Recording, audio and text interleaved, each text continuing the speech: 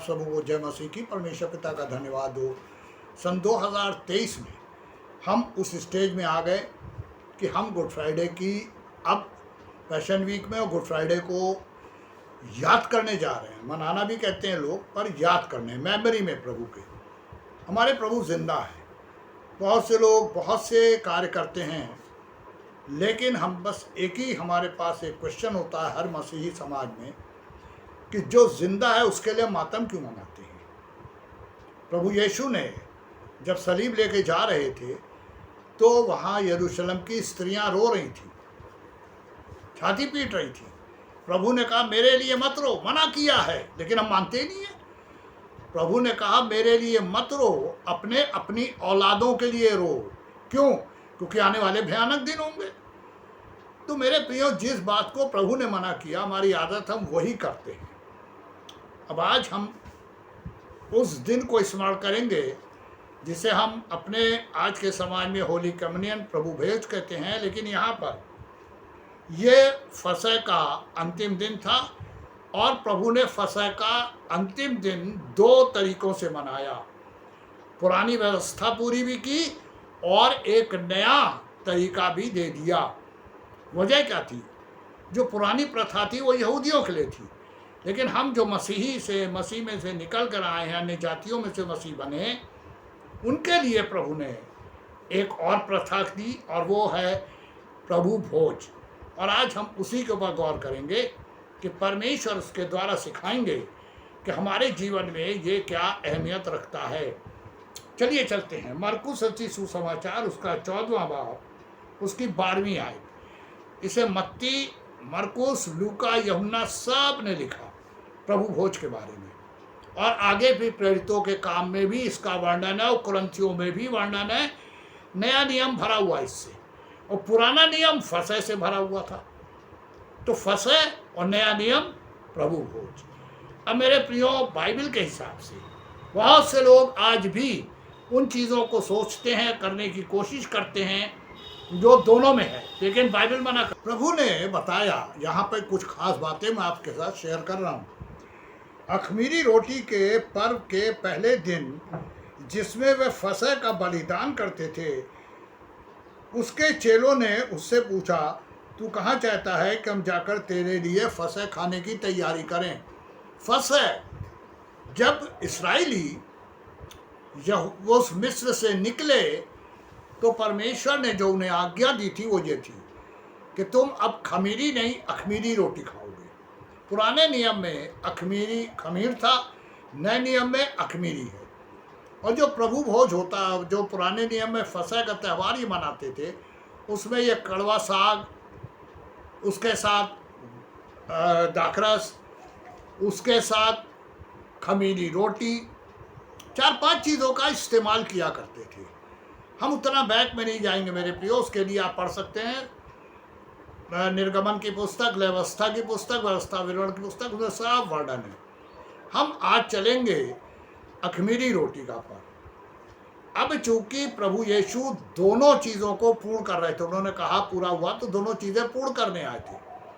अब यहाँ पर पुराने नियम को फॉलो करते हुए उन्होंने नए नियम की नई व्यवस्था हमें दे दी। यहूदी मनाते थे, हमारे लिए प्रॉब्लम होती थी क्योंकि उसमें वो खतना होता था और दुनिया भर की चीज़ें थी। यहाँ पर अख़मीरी रोटी के पहले दिन, यानी ये फसह का पर्व अख़मीरी रोटी के साथ बनने वाला है। चेलों ने ये पूछा कि बलिदान करने से पहले तू कहाँ चाहता है हम तेरे लिए फसह की तैयारी करें। कहाँ चाहता है, वो जानने मांग रहे थे, क्योंकि उन्होंने कोई अरेंजमेंट किया नहीं था और फसह मनाना था। तो मेरे प्रियो, परमेश्वर इस फसह के द्वारा क्या सिखाना चाहते हैं और अख़मीरी रोटी के पर प्रभु भोज में क्या बताना चाहते हैं। यहूदी जब मनाते थे तो बलिदान भी करते थे बकरे को। अब चूंकि प्रभु यीशु आए तो उन्होंने फसह कैसे मनाया? अपने को बलिदान देके। तो हम अब नए नियम में आ गए और प्रभु यीशु सिखाना चाहते थे कि तुम्हारे लिए जो मेरे पीछे हो, मेरे फॉलोअर हो, अब फसह मंगाने की ज़रूरत नहीं है। फसह का मतलब छुटकारा, और तुम ऑलरेडी छुटकारा पा गए हो। तो मेरे प्रियो, आज जब हम इस अखमीरी रोटी का पर्व मना रहे हैं, प्रभु यीशु ने उस स्थान का एक अजीब सा इंतज़ाम करने का वर्णन किया। यहाँ पे वचन में क्या लिखा है? प्रभु ने उसने अपने चेलों में से 2 को ये कहकर भेजा, 2 को, 3 को नहीं। गतसमनी के बाग में जब वो प्रार्थना कर रहे थे तब 3 थे, पतरस, याकूब, यूहन्ना, लेकिन यहाँ 2 को भेजा। फिर मैंने कहा, एक फसह खमीरी रोटी, एक अखमीरी रोटी, और यहाँ भी वो 2 चीज़ें दिख रही हैं, 2 चेले जिन्हें भेजा गया। 4 भी जा सकते थे। प्रभु के हर काम में कुछ नई बात होती थी। यहाँ एक नई बात और हम आपको दिखाने जा रहे हैं। क्या कहा कि नगर में जाओ, एक मनुष्य जल का घड़ा उठाए हुए तुम्हें मिलेगा, उसके पीछे चले जाना।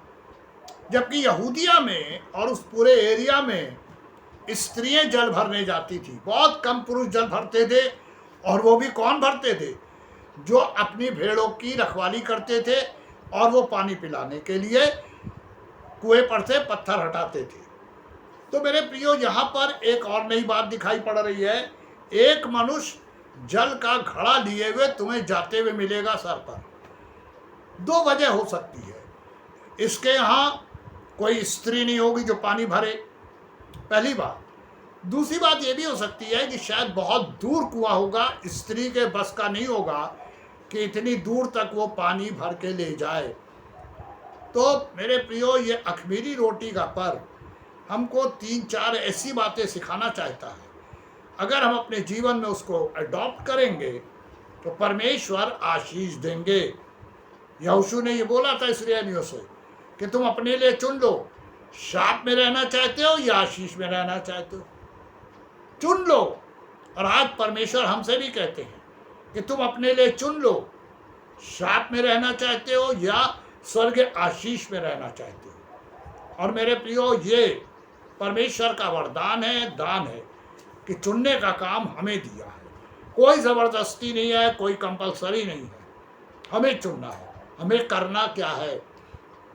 परमेश्वर इस वचन के द्वारा और प्रभु के, यीशु के, हमारे प्रभु के द्वारा जो कार्य यहाँ पे हुआ, वो हमारे मसीही जीवन के लिए एक अद्भुत तरीके से कुछ नया बताने जा रहा है। पहली चीज़ है मनुष्य के जीवन में अखमीरी रोटी।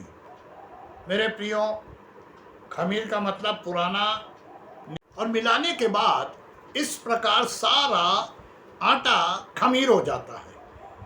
पहली शिक्षा जो प्रभु इसके द्वारा हमें देना चाहते थे कि अगर हम नए जीवन में जो अखमीरी है, पुराने खमीर को मिलाएंगे, पुरानी हैबिट्स को नहीं छोड़ेंगे, तो हमारा मसीह जीवन कैसे होगा? क्योंकि पुराना जब नए में आके मिलेगा तो सारा खराब कर देगा, सब खमीर बना देगा। और खमीरी रोटी का टेस्ट और खमीरी रोटी का टेस्ट फर्क होता है। तो मेरे प्रियो, आज पहली बात जो प्रभु सिखाना चाहते हैं, हम जो मसीही जीवन जीने के लिए तैयारी कर रहे हैं, नया जन्म का अनुभव पा चुके हैं, उन्हें अपनी पुरानी चीज़ों को छोड़ना पड़ेगा। और अगर हम नहीं छोड़ रहे हैं तो फिर हमारे जीवन में क्या होगा? मुझे याद है, मैं उड़ीसा में प्रचार करने गया, मुझे घर में खाने के लिए बुलाया गया, और जानते हैं क्या हुआ? जब वहाँ खाने के लिए गया तो उन्होंने बताया, साहब ये चूँकि दुख भरा सप्ताह है तो हम लोगों ने सब्ज़ी और ये छोला ये सब बनाया है, हम लोग इन दिनों में मीट नहीं खाते। हमने कहा बाइबल में लिखा है क्या? कहीं बाइबल में लिखा है? बोले नहीं, बाइबल में तो नहीं है, हम लोग दुख में शरीक हैं। हमने कहा आपने अपने लिए कभी दुख मनाया कि नहीं? आप जा कहाँ रहे हैं? ऐसा कभी सोचा आपने? मैं कहाँ जा रहा हूँ मुझे सोचना पड़ा, और प्रभु में आ गए। क्या हम आपने कभी सोचा? मेरे प्रियो, ये खमीर, हम अखमीरी कब तक आटे मिला के सारा खमीर कमते रहेंगे? पहली बात जीवन में जो परमेश्वर हमें देना चाहते हैं वो ये है कि खमीर को, अब पुरानी चीज़ को नए में मत मिक्स करो, सब गड़बड़ हो जाएगा। प्रभु यीशु ने एक उदाहरण दिया था। कोई नए कपड़े में पुराने कपड़े का पैबंद नहीं लगाता है। क्यों? क्योंकि वो नए में से खींच लेगा अपनी तरफ। पुराना जीवन नए में आएगा तो वह घसीट के वापस ले जाएगा और हम फिर उसी जीवन पे चले जाएंगे जो हम छोड़ के आ रहे हैं आज। तो खमीर को मत अपनी लाइफ में आने दीजिए, अखमीरी हो जाए हम लोग। और जब अखमीरी हो जाएंगे तो एक नए रूप में परमेश्वर के वचन से हम आगे बढ़ना शुरू कर देंगे। पुरानी हैबिट नहीं है, सब देखो मैंने नहीं कर दी, सब नई हो गई। इसीलिए जो आदमी प्रभु यीशु के पास आता है वो पुराने जीवन को छोड़ता है और गवाही में बताता है वो कहाँ था। मैंने भी बताया, मेरी भी गवाही छपी, और जब छपी तो अमेरिका के एक साहब ने उसको पढ़ा। वो अमेरिका से हिंदुस्तान आए हुए थे और वो यहाँ हिंदी लैंग्वेज सीखने आए हुए थे, क्योंकि वो अपने यहाँ उस सेवकाई को आगे बढ़ाना चाहते थे। और जब उन्होंने उसे यहाँ पढ़ा तो उनसे मुझसे कांटेक्ट किया। मैं अपनी गवर्नमेंट सर्विस में था और उन्होंने मुझे ऑफ़र किया कि वो मुझे अमेरिका ले जाने मांग रहे हैं, लेकिन परमेश्वर की अगुवाई नहीं हुई। कई प्रचारकों ने जो बड़े बड़े उस ज़माने में फेमस थे कॉल किया, क्योंकि वो टेस्टमनी सब तरह मैगजीन में गई थी, लेकिन परमेश्वर का अनुग्रह हुआ कि परमेश्वर की आवाज़ थी, अपनी नौकरी छोड़ के कहीं नहीं जाएगा। और मेरे प्रिय, उसके बाद 2003 तक मैं अपनी गवर्नमेंट सर्विस में था, लेकिन पुरानी लाइफ को अपनी नई लाइफ में आने नहीं दिया। इसीलिए बहुत से ऐसे काम मेरे पास थे जिसे मुझे अपने ऑफिसर से कह के अलग करना पड़ा, क्योंकि वो पैसे से रिलेटेड थे और उसमें गलत पैसे आते थे। मुझे आज एक साहब आए, फैक्ट्री के लिए उन्हें कनेक्शन चाहिए था, और वो आके मेरे पास बैठे, मुझसे कह लगा एक एस्टिमेट आया है। उस ज़माने में 6 लाख रुपए का था, आज वो 6 करोड़ का होता। उन्होंने मुझसे कहा कि सर आप चाहें तो कुछ कम कर सकते हैं। मैंने क्या, क्यों? तो उन्होंने ब्रीफ केस खोला, उसमें नोट रखे हुए थे। और जब मैं घर आया, वो मेरे साथ घर भी आ गए, क्रिश्चियन थे, और एक फैक्ट्री बैठा रहे थे इलाहाबाद के अंदर, नहीं लगी। और मेरे पियो जानते क्या हुआ कि जब घर आए, चाय वगैरह पी गए, तो मेरे बच्चों ने उनका नाम ब्रीफकेस अंकल रख दिया था। मेरे प्रियो, परमेश्वर के संग रहने के बाद अगर हम खमीर मिलाएंगे तो परमेश्वर की आशीष नहीं आएगी। अब बाइबल यहाँ यही तो बता रही है, खमीर को अलग करो, अखमीरी बन जाओ। तो पहली बात, पुरानी चीज़ों को हमें अपने नए जीवन में नहीं लेना है। दूसरी बात कि फसह का बलिदान, पुराने ज़माने में फसह का बलिदान बकरा होता था। आज हम किस बलिदान को चढ़ाते हैं? हमने कभी सोचा? प्रभु हमारे खुद का बलिदान चाहते हैं। उसमें सबसे पहले क्या है? अपनी इच्छाओं का बलिदान चढ़ा दो। बाइबल में लिखा, पढ़ लीजिएगा भजन संहिता में, वो लोग धन्य हैं जो अपनी इच्छाओं का बलिदान चढ़ा देते हैं।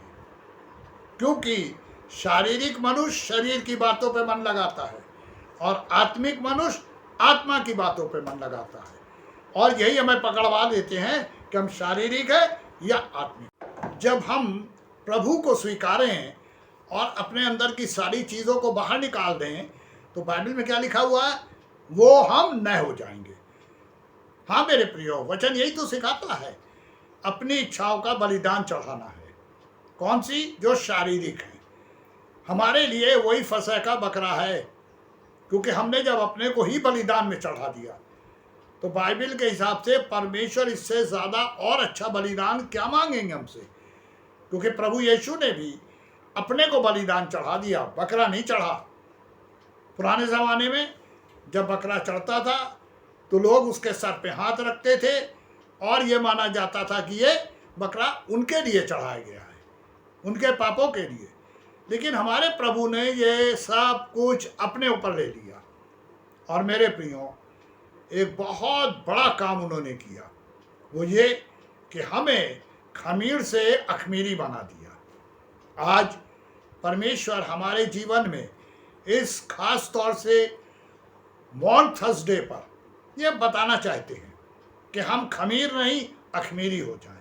अपने जीवन में बकरे को नहीं, अपने को बलिदान चढ़ाएं, और देखिए कैसे आशीष आती है। स्वर्ग आशीष आएगी, कोई घटी कमी नहीं होने देंगे प्रभु, सब कुछ देंगे। जब तक मैं नौकरी में था, कोई घर नहीं था मेरे पास, किराए के मकान में रहते आए। जब प्रभु ने देख लिया कि अब हमें ज़रूरत है, तो रिटायरमेंट के 7 साल के बाद परमेश्वर ने मकान दिया। आज हम पूरे परिवार के साथ रह रहे हैं। हमारी ग्रैंड डॉटर जो वीडियो बनाती है, वो आज 10th में है, साइंस साइड से पढ़ रही है, और वो इस समय हमारे संग लगी रहती है। हमारा ग्रैंडसन जो 4th क्लास में है, वो बैठ के टाइमिंग नोट करता है, क्योंकि हमारे पास लैपटॉप नहीं है, हम लोग मोबाइल से बनाते हैं। तो मेरे प्रियो, परमेश्वर क्या चाहते हैं? परमेश्वर हम लोगों को खुद बहुत आशीष देना चाहते हैं, पर 2 शर्त है। खमीर मत मिलाओ, पुरानी बातें जीवन में मत आने दो, अखमीरी बनो, और दूसरी, बलिदान करो अपना, बकरे की आवश्यकता नहीं है।